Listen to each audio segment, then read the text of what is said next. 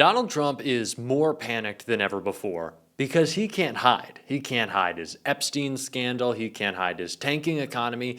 And worst of all for Trump, the man who so desperately wants to be seen as strong, he can't hide his decline, both cognitive and physical, and it's being called out by Gavin Newsom. All of it is being called out by Gavin Newsom, which is why Donald Trump took those tiny little thumbs of his to Truth Social at 3 a.m. yesterday and completely melted down. All for Gavin Newsom to use it to point out his cognitive decline. We are going to get into it all, but before we do, if I could quickly ask you to leave a like on this video, and if you haven't already and you enjoy our channel, to hit that subscribe button because it goes a long way in supporting our work. Now, before we get into how Governor Newsom is blowing up Donald Trump's scary decline and the meltdown that he went on because of it, I want to start with another fight he is taking to Trump. That's the redistricting battle, which he broke down right here.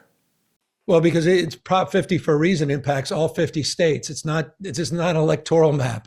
It's a simple math issue. You said it in the outset. Donald Trump realizes and recognizes that he is likely, almost overwhelmingly likely, to lose the midterms. And so he's trying to hold on to power. And the only way he can hold on to power is to rig the system, to change the game. He's not playing by a different set of rules. He's playing by no rules whatsoever. And that's why he dialed up Greg Abbott in Texas and suggested that he's, quote unquote, entitled to 5 seats. They did his bidding. And as you suggest, that bidding is being done in real time in Missouri, in Indiana. It will be advanced in states like Florida. And you may have seen today the comments that were made about Utah and Ohio as well. So this is as real as it gets.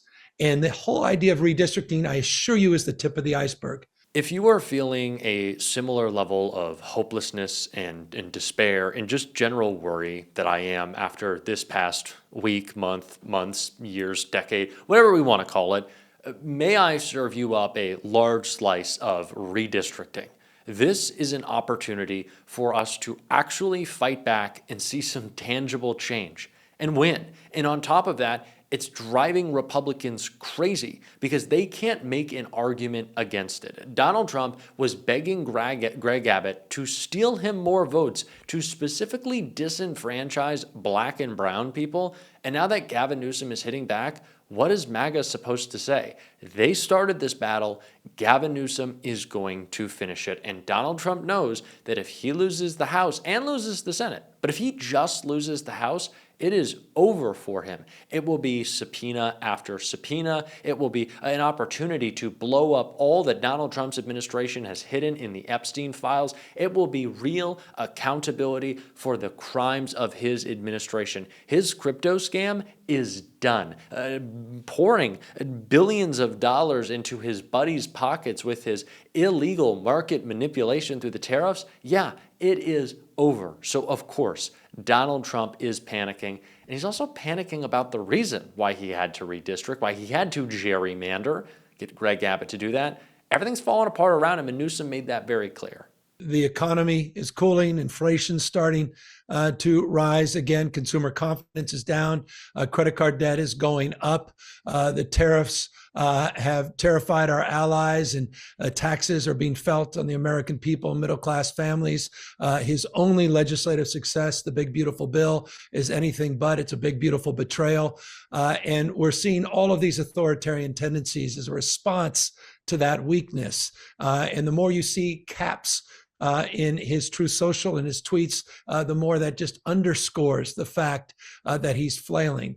As much political theater as Donald Trump wants to play, it is very difficult to get people to not believe their lying eyes when it is the lying eyes of an affordability crisis. But people aren't hearing about or bumping into or having conversations about how high prices are skyrocketing right now. They're feeling it every single day. And it's very obviously because of Donald Trump. The man talked about 2 things on the campaign trail. Besides himself all the time in January 6th, I guess, Donald Trump talked about affordability. And then he followed that up with the word tariffs. And tariffs again, tariffs, tariffs, tariffs, tariffs, tariffs. Those things are inextricably linked. Donald Trump has made that connection, and I promise you, It's not a good one, and so he is melting down. He's attacking Governor Newsom at 3 a.m., and Gavin is using it as an opportunity to exploit this, Donald Trump's cognitive decline. Newsom tells Grandpa Trump to take his dementia meds. California Governor Gavin Newsom told Grandpa Donald Trump to take his medicine after a fresh Truth Social diatribe on Tuesday. Newsom hurled fresh accusations of dementia against Trump after the president blasted a plan to build low-income housing in the Pacific Palisades and rehashed debunked claims about the state's response to the devastating wildfires in January. Shockingly, I have just learned that Gavin Newsom, the governor of California, is in the final stages of approval to build low-income housing in the Pacific Palisades. How unfair is that to the people that have suffered so much? Trump began in a post on his social media platform, but Newsom's press office was having none of it and fact-checked the president's claims in a post on X. Take your dementia meds, Grandpa, it wrote. You are making things up again. Newsom's office clarified that there is no effort targeting new low-income housing in the Pacific Palisades, citing a Los Angeles Times story addressing false claims that new builds would push out wealthy residents. It also pointed out that the governor does not issue housing permits and that there is no such thing as a federal housing permit.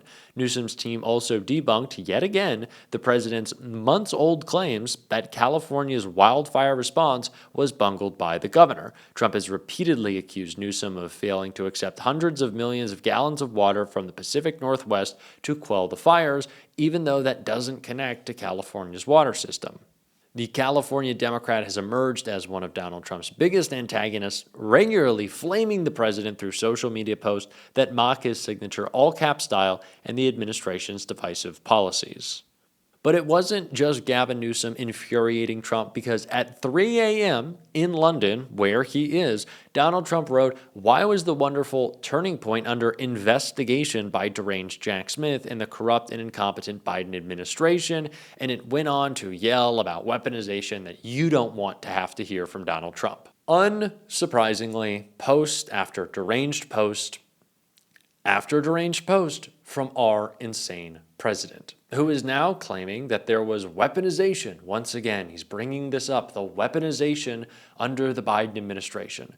But if you want to talk about weaponization of government to quell your political enemies, to suppress dissent, look no further than Pam Bondi, who is going after Donald Trump's political enemies in really any speech that she just doesn't like in the scariest way possible. Trump, the feds are waging an unusual, aggressive, and quite possibly illegal effort, separate from what happened that day, to now continuously try to crack down on free speech and on their perceived domestic political opponents. Yet they're citing the shooting repeatedly as the rationale. And that brings us to a major legal mistake by the Justice Department's top official, Pam Bondi, coming amid major questions also facing the FBI's top official over this very case. And so before we go any further into the news tonight and the problems Bondi's facing, I want to tell you the legal facts. Free speech is protected in the U.S. It's protected under law and the Constitution. So no single politician or attorney general or official or even a president can change that. And free speech obviously does not just include all the great stuff we might agree on, like this is a great country, or you like apple pie, or the sky is blue. As anyone with passing knowledge of this field knows, free speech is tested, and more important sometimes when it includes things that people find offensive, distasteful, even hateful. The Supreme Court has ruled it's a bedrock principle of the First Amendment that the government may not prohibit speech simply because it's offensive or disagreeable. That's fundamental. Any law student knows that, let alone a lawyer or someone who passed the bar, let alone the top lawyer at the Justice Department. Yet Donald Trump's pick, Attorney General Bondi, is, as of last night, saying something that is legally incorrect. Claiming hate speech is not protected free speech. I just showed you that it is, covered by the First Amendment, as enshrined by multiple Supreme Court rulings. And she says the government will go after people using words that the government or she deems hate speech. Now, that legally false claim coming from the person who's supposed to uphold the Constitution has drawn swift rebukes across the spectrum. That includes basic fact checks that what she said is not the law. Fox News' Brit Hume saying Bondi should know hate speech is protected under the First Amendment. Longtime lawyer and Republican Senator Ted Cruz correcting her, and objecting to this attempt to seize federal power for a speech crackdown in the wake of this terrible shooting. So that's been going on here. And for Bondi and the Trump administration, it's a lot. I wanted you to have that context and the legal facts before you now see her incorrect legal claim. There's free speech and then there's hate speech. And there is no place, especially now, especially after what happened to Charlie, in our society. Do you see more law enforcement going after these groups who are using hate speech and putting cuffs on people so we show them that some action is better than no action? We will absolutely target you, go after you if you are targeting anyone with hate speech, anything, and that's across the aisle. She's saying, quote, absolutely, this Trump administration will target you for free speech, for words, speech. So that's a big deal, even if it comes in a setting where it looks like she's just saying one more claim. Does this administration now insist that that misstated law is the position of the DOJ? Not exactly, because the law still matters. I showed you the blowback. The Constitution obviously carries the day, not what the DOJ says. And now Bondi is changing her claim to move away from speech, posting this attempt at damage control and discussing actual violent threats, referring to words that cross the line into threats and violence, she says, is not protected by the First Amendment. It's true. Courts and First Amendment law have long recognized that if words are part of something that crosses into action, to violence or crime, that is not just free speech.